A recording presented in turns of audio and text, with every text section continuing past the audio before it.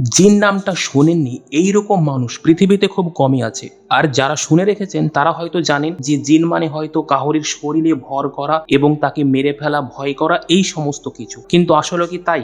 না, আসলে তাই না। এই জিন জাতিরও এক ইতিহাস আছে। তো চলুন আজকে আমরা এই ইতিহাসের ব্যাপারে জানবো, যেই ইতিহাসের ব্যাপারে আপনারা আজ পর্যন্ত কোনোদিন শোনেননি। সৃষ্টিকর্তা যখন জীব সৃষ্টি করে তখন 3 রকমের জাতিকে তৈরি করে। একটা হচ্ছে মানুষ জাতি, যারা কিনা ছিল মাটির তৈরি। একটা ছিল অ্যাঞ্জেলের জাতি, যারা কিনা ছিল এক ধরনের আলোর তৈরি, যাকে ইসলামিক স্কলাররা বলে নূর নামে জানে। আর শেষ যে জাতি ছিল সেটাকে বলছে জিন জাতি, যাকে আগুনের ধোঁয়া দিয়ে তৈরি করা। আর সেই জন্য তাকে আমরা দেখতে পাই না। জিন শব্দটি হচ্ছে অ্যারাবিক শব্দ, যার মানে হচ্ছে অদৃশ্য। আর সেই কারণে আমরা চাইলেও তাকে দেখতে পারি না। এবং তারা বিভিন্নভাবে মানুষের ক্ষতি করার চেষ্টা করে। যেমন তারা যখন যা মনে হয় সব কিছু রূপ ধরতে পারে। যেই রকম মানুষের ভালো খারাপ আছে, সেই রকম জিনেরও ভালো খারাপ আছে। তো যারা খারাপ জিন হয় তারা সম্ভবত মানুষের খারাপ করার চেষ্টা করে, কিন্তু যারা ভালো হয় তারা কিন্তু মানুষের রূপ ধরে মানুষের সঙ্গেই থাকে। হ্যাঁ, ঠিকই শুনেছেন, তারা মানুষের রূপ ধরে মানুষের সঙ্গেই থাকে, মানুষের কোনো কিন্তু ক্ষতি করে না। তারা মানুষের আদব কায়দা শিখে। আর এই জন্য কোরআনে 29 বার তাদের কথা উল্লেখ আছে। আর কোরআনেও বলা আছে মানুষ সৃষ্টি হওয়ার আগে তাদেরকে সৃষ্টি করা হয়েছিল। আর এখানে আরো বলা আছে যাকে আমরা শয়তান নামে চিনি, সেও একটা ইবলিস ছিল। আর সে আর কেউ না, সেও এই জিন জাতির মধ্যে একজন ছিল। কি হয়েছিল? মানুষ সৃষ্টির অনেক বছর আগে তাদেরকে যখন সৃষ্টি করা হয়েছিল তখন তারা এত পরিমাণে অন্যায় অত্যাচার শুরু করেছিল, যেটা এখন আমরা মানে মানুষ জাতি যেটা করছি সেই রকম অন্যায় অত্যাচার শুরু হয়ে গিয়েছিল। তো তখন সৃষ্টিকর্তা সমস্ত অ্যাঞ্জেলকে অর্ডার দিল যে যত জিন জাতি আছে সবাইকে ধ্বংস করে দিতে। এবং তারা একে একে সবাইকে ধ্বংস করে দিচ্ছিল। এবং ধ্বংস করার শেষে তারা একটা বাচ্চা জিনকে তারা উপরে নিয়ে আসে। তারপরে তারা সেই বাচ্চা জিনকে তাদের সঙ্গে নিয়ে আসে এবং সৃষ্টিকর্তার কাছে পারমিশন চাইলো তাদের কাছে রাখার জন্য। তারপরে সৃষ্টিকর্তা তাকে পারমিশন দিয়ে দিল ওখানে রাখার জন্য। আর তারপরে সে সেই অ্যাঞ্জেলদের সঙ্গে থাকতে লাগলো এবং বেড়ে উঠতে লাগলো। এবার এখানে একটা কথা দেখুন, মানুষ আর জিন জাতি এমন দুই জাতি, এদেরকে কোনটা ভালো এবং কোনটা খারাপ এটা করার পারমিশন দিয়েছে কিংবা ক্ষমতা দিয়েছে সৃষ্টিকর্তা। কিন্তু অ্যাঞ্জেলকে দেখুন, তারা যে ভালো কোনটা হয় খারাপ কোনটা হয় তারা কিন্তু আজ পর্যন্ত জানে না। তারা শুধু একটাই জানে যে সৃষ্টিকর্তার পারমিশন মানতে হবে, সৃষ্টিকর্তা উঠতে বললে উঠবে, বসতে বললে বসবে। আর সেই জন্য জাজমেন্টের দিনে মানুষ এবং জিন জাতির হিসাব নেবে। এই যে ছোট বাচ্চা জিনের কথাটি বললাম, এ আর কেউ নয়, এই হচ্ছে আজকের দিনে শয়তান। তো কি হয়েছিল? জিন জাতি ধ্বংস হয়ে যাওয়ার হাজার বছর পর সৃষ্টিকর্তা সিদ্ধান্ত নিল যে সৃষ্টিকর্তা মানব জাতি বলে এক জাতি থাকবে, তাদেরকে তিনি সৃষ্টি করবে। এবং এই মানব জাতিকে সৃষ্টি করার প্রধান উদ্দেশ্য হলো সৃষ্টিকর্তার ইবাদত করা। আর তারপরে সৃষ্টিকর্তা সেই আদমকে তৈরি করে। এখানে বলা আছে যে আদমকে সৃষ্টিকর্তা নিজের হাতে বানিয়েছিল। এবং তারপরে সৃষ্টিকর্তার আদেশে আদমকে ডাকা হলো এবং তার সামনে প্রত্যেকটা অ্যাঞ্জেলকেও ডাকা হলো। আর তার মধ্যে সেই ইবলিশও ছিল।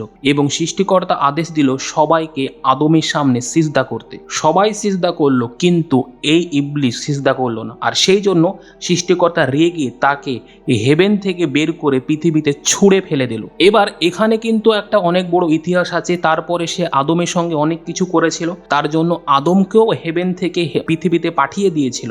এবং সেই দিনকার পর থেকে সেই ইবলিশ মানুষ জাতিকে একদম দেখতে পারে না। মানে তখন ইবলিশ একটা কথাই বলেছিল যে মানুষ জাতি ছিল মাটির তৈরি আর আমরা হচ্ছি আগুনের তৈরি, তাহলে কে বেশি শক্তিশালী? অবশ্যই আগুন বেশি শক্তিশালী।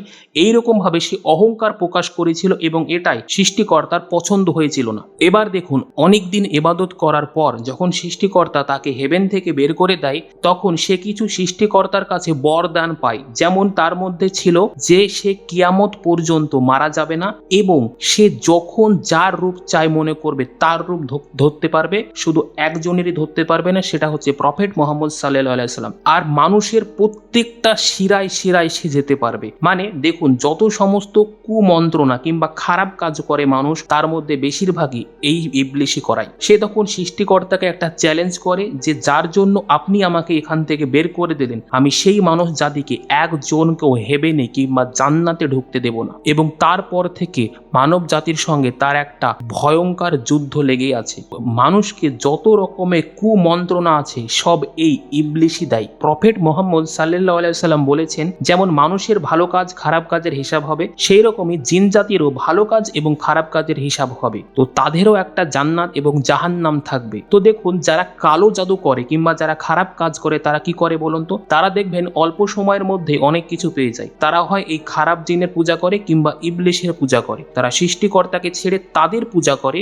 যেমন এইরকম একটা সংস্থা আছে যার নাম হচ্ছে ইলুমিনাতি। আপনি হয়তো এর নাম শুনেছেন অবশ্যই। তারা যে শুধুমাত্র প্রাণী কিংবা পশু পাখির রূপ নেয় এরকম না, তারা কিন্তু হাওয়ারও রূপ নিতে পারে। এবার আপনি হয়তো বলতে পারেন যে হাওয়ার রূপ কেমন করে নিতে পারে? দেখবেন কোনো সময় হঠাৎ করে ঠান্ডা হাওয়া শুরু হয়ে যায়, সেই সব বিশেষ করে জিনরাই থাকে। এবার আমি বলছি না যে সব কিছুতেই জিনই থাকে, তবে বেশিরভাগ ক্ষেত্রে তারাই থাকে। আর এই জিন জাতি তারা কিন্তু একা থাকে না, তারা গ্রুপ হিসাবে থাকে। এবার আপনি হয়তো বলতে পারেন যে তারা থাকে কোথায়? তারা থাকে হচ্ছে যেই সব বাড়িতে অনেক দিন পুরনো হয়ে গিয়েছে, ভেঙে চুরে একাকার হয়ে গিয়েছে, কিন্তু কেউ থাকে না, ওই রকম জায়গাতেই তারা থাকে এবং তারা মানুষের মতনও একটা নির্দিষ্ট সময় পর মারা যায়। এবার আপনি হয়তো বলতে পারেন যে তারা কত বছর বাঁচে? দেখুন, তারা নাই নাই করে 1000 বছরেরও বেশি বাঁচে। আবার কিছু জিন আছে তারা খুব শক্তিশালী হয়। তো তারা কি করে? তারা মানুষকে কিন্তু অদৃশ্যভাবে সাহায্য করে। যেমন বলেছিলাম আমরা তো তাকে দেখতে পারি না, তাই না? তো তাদেরকে সাহায্য করে। এখানে একটা মাথায় রাখবেন, যেখানে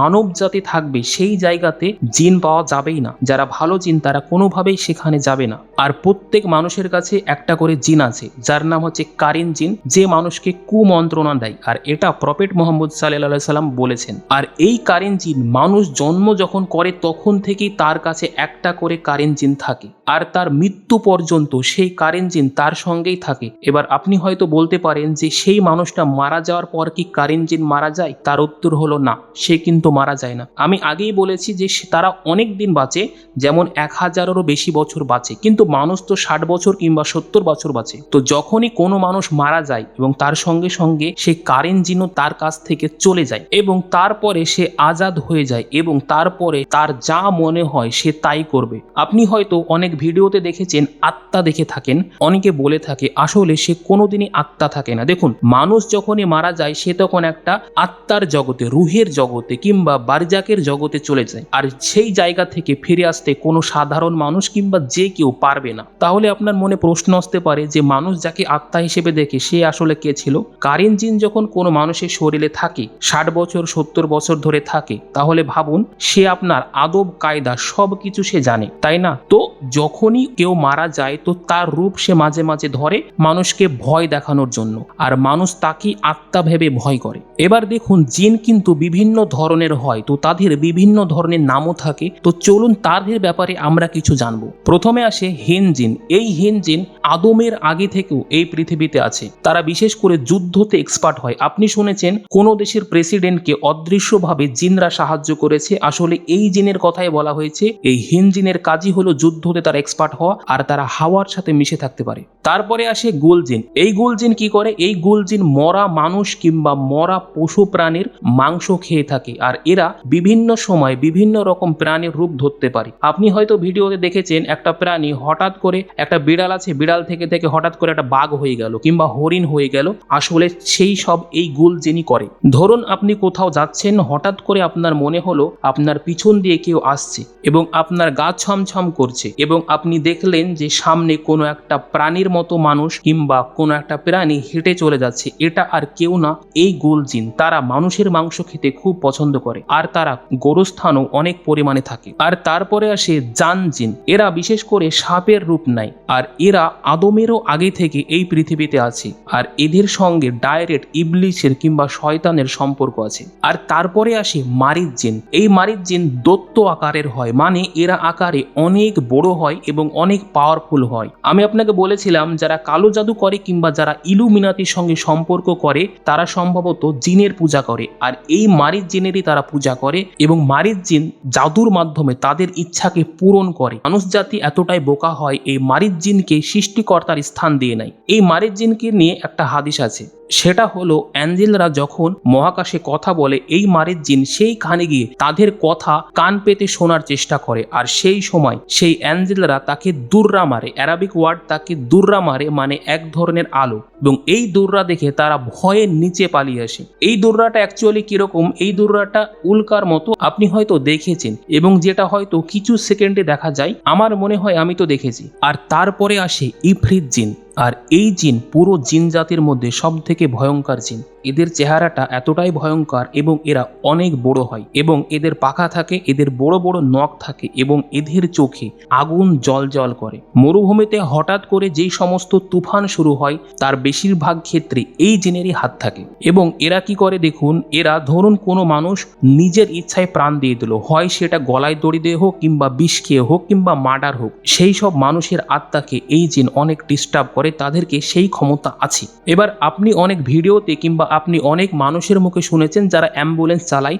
তারা যখন মৃত মানুষকে নিয়ে যায় তো কিছু জিন তাদেরকে ডিস্টার্ব করে, আর সেটা হচ্ছে এই ইফরিত জিন। আর তারপরে আসে শিখ জিন। এই শিখ জিনের কাজ কি থাকে, এই শিখ জিন বিশেষ করে দেখবেন যারা ভবিষ্যৎবাণী করে তাদের কাছে এই শিখ জিন থাকে। অ্যাকচুয়ালি এই শিখ জিন ভবিষ্যৎবাণী করতে পারে। আর এখানে আরেকটা কথা হচ্ছে, আর তারা আরো অনেক কিছুই করতে পারে। দেখুন ছোট ছোট বাচ্চারা হঠাৎ করে মারা যায়, এই শিখ জিনেরই অনেক হাত থাকে। এবার আপনি হয়তো বলতে পারেন যে অ্যাজ এ মুসলিম আমরা জানি ভবিষ্যৎবাণী শুধুমাত্র সৃষ্টিকর্তাই বলতে পারবে, তাছাড়া কাহরির বলার ক্ষমতা নেই, তাহলে কেমন করে বলে? আসলে কি হয়, এই যে শিখ জিন কি করে, শিখ জিন যখন কোনো মানুষের ভবিষ্যৎবাণী করবে, আমরা এর আগে বলেছিলাম যে কারিন জিন প্রত্যেকটা মানুষের শরীরে থাকে, তো তখন সে এই কারিন জিনের সঙ্গে সম্পর্ক করবে এবং কারিন জিন তাকে ভবিষ্যৎ না তার বর্তমান বলে দেবে যে সে কোথায় গিয়েছিল, কি করেছিল না করেছিল, আর সেটা দেখে এই শিখ জিন একটা আইডিয়া করে, আর সেটা যখন হয়ে যায় তখন তারা সৃষ্টিকর্তাকে ভুলে গিয়ে এদেরকে প্রাধান্য দিতে শুরু করে। আর এটাই মানব জাতির ধ্বংসের প্রধান কারণ। মানে ভারতে এইরকম অন্ধবিশ্বাস খুব চলে আসছে, যেমন অনেক ধরনের অ্যাস্ট্রোলজার থেকে শুরু করে কিংবা ভাগেশ্বর ধাম থেকে শুরু করে, যেমন দেখেছেন যে তারা ভবিষ্যৎবাণী করে দেয়, তারা কি করে তারা এই রকম করেই করে। আমি কিন্তু বলছি না যে এক্স্যাক্টলি তারা এই রকমই করে, তবে বেশিরভাগ ক্ষেত্রেই তারা কি করে, এই শিখ জিনকে তাদের সঙ্গে রাখে এবং যখনই কোনো মানুষ ভবিষ্যৎবাণী জিজ্ঞেস করে তো তখনই অদৃশ্যভাবে সেই কারিন জিনের সঙ্গে সম্পর্ক করে, আর কারিন জিন তাদেরকে সব বলে দেয়। এবং এটা দেখে ভবিষ্যৎবাণী যখন করে, যখন অতীতের কোনো ঘটনা যখন মিলে যাবে, তারা এমনভাবে আনন্দ প্রকাশ করে যেন মনে হয় তারা একদম কি বলবো সৃষ্টিকর্তাকে পেয়ে গেছে। আর তারপরে আসে নাসনাস জিন। এই নাসনাস জিনের অর্ধেক থাকে না, মানে দেখুন আমাকে দেখতে পাচ্ছেন, মানে এই দিকে এইরকম ভাবে অর্ধেক তাদের থাকে না, মানে একটা হাত একটা পা অর্ধেক বুক এবং মুখ তাদের থাকে না। তো তারা কি করে, তারা সম্ভবত পশুর কিংবা প্রাণীর গায়ের চামড়া বিনিয়ে ফেলে, যেমন ভাবে আমরা কোনো মুরগির দোকানের মুরগির চামড়াকে বিনিয়ে ফেলি সেই রকম ভাবে। আর তারপরে আসে পালিশ জিন। এই জিন কেমন হয়, আপনারা ভ্যাম্পায়ার নিশ্চয় শুনেছেন যে মানুষের শরীরে রক্ত যারা চুষে খেয়ে নেয়, সেই রকমই এদেরও সেই একই কাজ। মানে এরা সাধারণত বাদুড়ের মতো কিংবা চামচিকের মতো রূপ নিয়ে থাকে এবং মানুষের পায়ের দিক থেকে কামড়িয়ে সমস্ত রক্ত চুষে নেয়। আর যখন রক্ত চুষে নেয় তখন কি হবে, একটা মানুষ সাধারণ ব্যাপার মারা যাবে, এবং মানুষ যখন রক্তের অভাবে মারা যায় এতে তারা খুব আনন্দ পায়। আর তারপরে আসে শিলা জিন। এই জিন অ্যাকচুয়ালি মহিলা হয়, আর এই জিন সম্ভবত খুব কম হয়। এদের কাজ হচ্ছে এরা যখন তখন যার মনে করবে তার রূপ ধরতে পারে।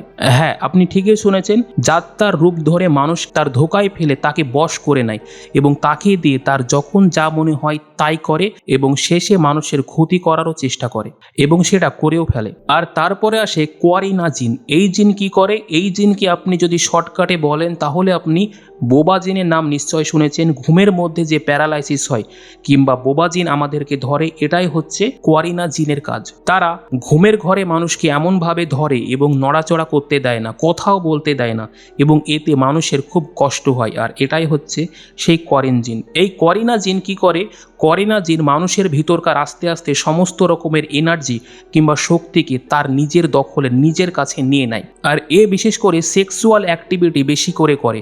আপনি হয়তো অনেক ভিডিওতে দেখেছেন যে কিছু ঘুমের মধ্যে কিছু মহিলা সেক্সুয়ালি অ্যাক্টিভিটি করতে থাকে এবং হঠাৎ করে যখন তার ঘুম ভেঙে যায় সে নিজেও বুঝতে পারে না, এটা হচ্ছে এই কোয়ারিনা জিনই করে থাকে। আরও আর একটা জিন আছে যেটা হচ্ছে হাতিব জিন। এই হাতিব জিনের কি কাজ হলো, হাতিব জিনের কাজ হলো যে মানে মানুষের আওয়াজ সে অনায়াসে কপি করতে পারে। মানে আপনার প্রিয়জনের আওয়াজ কপি করে আপনাকে হয়তো রাত্রিবেলায় বাইরে ডাকবে। আপনি হয়তো অনেক ভিডিওতে দেখেছেন এইরকম কথা, কিন্তু দেখবেন ওরা দুবারের বেশি ডাকে না, দুবারের বেশি। সেই জন্য অনেক ইসলামিক স্কলাররা বলে যে রাত্রিবেলায় যদি কেউ তোমাকে দুবার ডাকে তাহলে তুমি যাবে না, যদি 3 বার ডাকে তবেই গার তুমি বেরোবে। তো এরা সেটাই করে।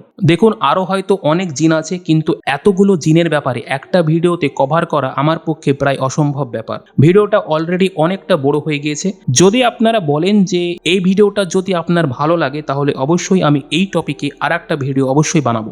জিন কোনো সময় তার নিজের রূপ নিয়ে মানুষের সামনে কোনোভাবেই আসে না। সে হয়তো অন্য কোনো মানুষের রূপ নিয়ে আসে কিংবা কোনো প্রাণীর রূপ নিয়ে আসে। মানুষকে বিরক্ত করেই তাদের আনন্দ লাগে। এবার হয়তো কোনো জিন কোনো মানুষকে দেখে তাদের ভালো লেগে গেল এবং ওই মানুষের যদি অন্য কোথাও বিয়ে হয়ে যায় কিংবা ওই মানুষকে যদি অন্য কেউ পছন্দ করে, তো তখন সেই জিন সহ্য করতে পারে না। তখন সেই জিন তার শরীরের ভিতরে ঢুকে তাকে কষ্ট দেয়। তাদেরও জগতে একটা কোর্ট আছে, যেমন আমাদের এখানে খুন করলে যেরকম কোর্টে তুলতে হয় কিংবা থানায় থাকে, তাদেরও সেই রকম কোর্ট এবং থানা থাকে। যদি কেউ অন্যায় কাজ করে কিংবা অন্য জিন যদি অন্য আরেকটা জিনকে মারে তাহলে তাদেরও হিসাব হয়।